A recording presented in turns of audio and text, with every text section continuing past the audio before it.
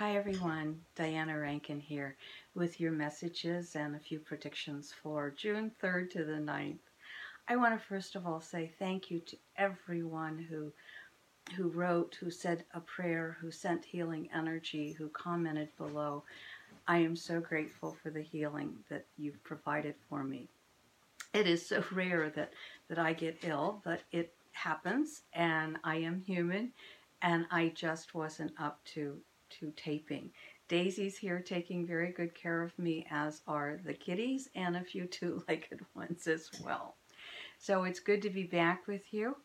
The time away it gave me time for more contemplation and certainly more journaling and meditation and prayer and reading. And I, Daisy's right here, and she's saying, I want to be recognized. I want some attention. We were going to go outside today and videotape, but it actually turned a little cool this morning, and I wanted to get this taped before I run out of energy, because I don't have the energy I'm used to. And I'm very fortunate, I'm very blessed to be normally in very good health and normally have a lot of energy. I was out of town and did not have a strong internet connection, so could not talk to you. And by the time I got home, I ended up with pneumonia, something I've never had before. And I forget I'm not 27 anymore. I'm the opposite of those numbers. I'm 72. And I come from a family of doers, and so it's hard to keep us down. So I'm back up, just not moving quite as quickly as I'm used to. So thank you all for the healing. Now, I want to tell you something interesting that came to me while we were recouping, shall we say. As some of you know, my master's degree is in how the sacred is, my master's degree is in human spirituality from Antioch University. And my thesis, the thesis for my master's, the title is How the Sacred is Expressed Across Cultures and Throughout History. You might hear Daisy walking around on the hardwood floors, by the way.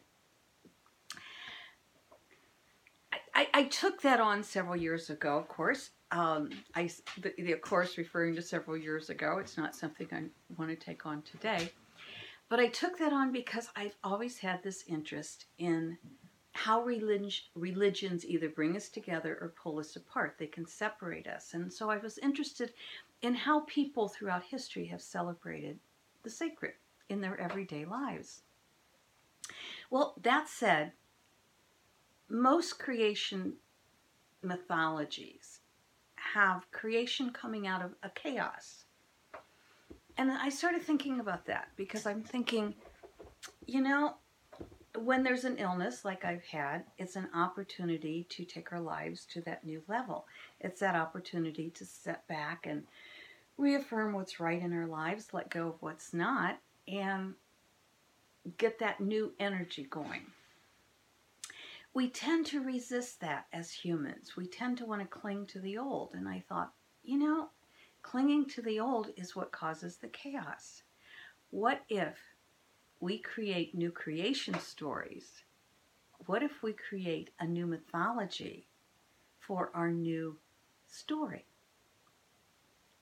We don't have to create out of chaos. We do have to heal like this. You've heard me talk about this, not like this. So the healing has to take place. And that is disruptive. But it doesn't have to be mean. It doesn't have to be horrific. It doesn't have to be destructive. It can be healing. And so I'm challenging all of us in our personal stories as we create the new story of greater love, as we create that new story. Oh, excuse me. The computer just got my attention. Let me shut it down, please. There. Now it'll be quiet. But as we create those new stories, and I want to say, what the computer was saying, yes, absolutely, and ringing those bells when I said our new story of greater love, our new story of greater compassion, our new story of, and Daisy's over here agreeing with me on this, by the way. You may even, her tail's, if I needed to be cooled down, her tail is cooling me. But let's also create our creation mythology. Let's change it from one of chaos, that new stories come out of chaos, and let's create the new mythology that our new stories come out of love. How do we do this? Well, human existence takes a long, long time to make changes, but we are in an energy that is, there used to be, let's say, for sake of explanation, there used to be this much distance between thought and creation. Over the years, that has narrowed, and it's becoming more and more narrow. So between thought and creation, there is less distance in the energy, less distance in time. So we can start creating these new creation stories as we create our new story of greater love. Instead of resisting the new story, let's surrender to it and embrace it and love it. But let's make sure it is our story of love, not one of divisiveness, not one of anger. That said, we have to do this each individually. Our nation here in the U.S. is not yet going to do that, not yet ready for that. I'm afraid that those checks and balances that so many people thought were in place are not working. And so we are in for more revelations, more even revolution, I'm going to say, but not like the American Revolution, not like a civil war. I don't see it as being quite that horrific, but I do see more and more coming down the pike, which is important. And we have a responsibility two ways. One, to hold our own lives in love. And two, to, yes, speak up and speak out, doing so in love, not in anger. And I remind you, love is an action verb. And even if it is as simple as smiling at the grocery clerk, that's a big thing. Especially if the grocery clerk is being a little rude, shall we say. People are angry today. They have a right to be angry. But let's not let the anger build our world. Let's change that anger to compassion and love.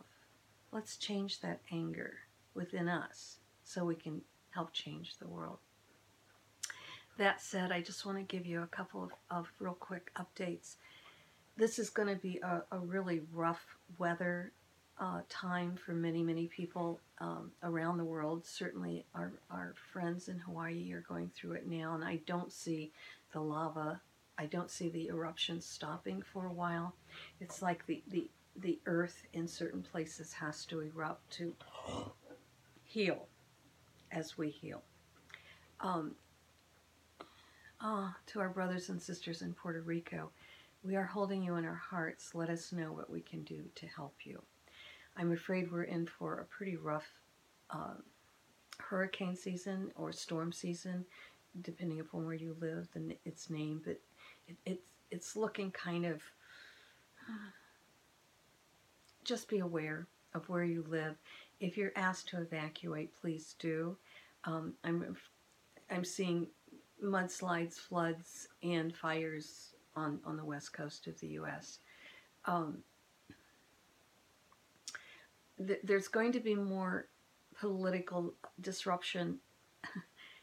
We're not yet ready for the full eruption. That will come before summer's over. So, my friends, it's really, we must take care of our own lives. We must look at our angers and let them heal. And let's be kind to one another. Again, thank you for your healing energies, your prayers, your thoughts, your comments. Daisy and I love you. And we're going to say goodbye for now. We'll see you next week.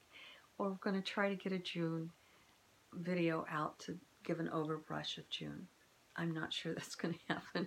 It won't happen by June 1st because that's already here, but we'll do our best as we ask you to do. Your best. You're worth it. We love you. Thank you for accepting.